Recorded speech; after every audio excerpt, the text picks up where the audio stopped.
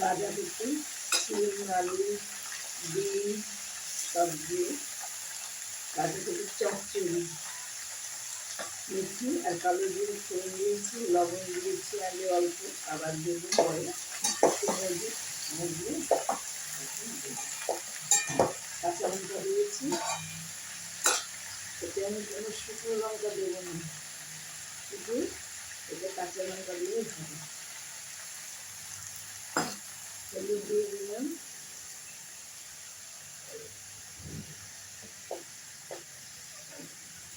হলুদ দিয়ে দিলাম,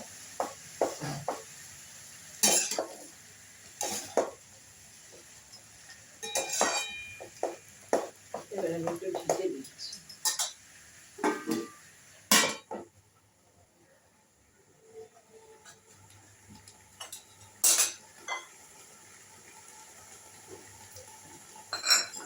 একটু মিষ্টি দিয়ে দিলাম, এটা একটু ঝাল ঝাল, একটু মিষ্টি মিষ্টি হবে।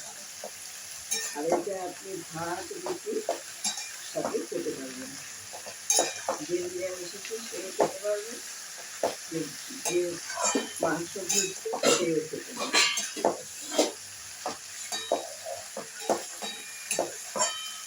এতে কোনো শুকনো লঙ্কা দেবে না।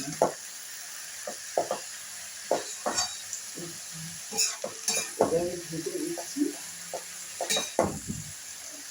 10 মিনিট বাদে আলু সব সেদ্ধ হয়ে গেলে আমি নামিয়ে দেবো। লাইক করুন, শেয়ার করুন, সাবস্ক্রাইব করুন, আমার পাশে একটু থাকুন। আমি আরেকটু জল দিয়ে দিলাম, কেননা বাঁধাকপিটা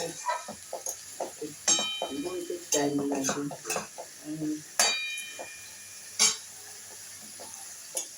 ঢাকা দিচ্ছি, আর আমি কিছু দেবো না, ব্যাস।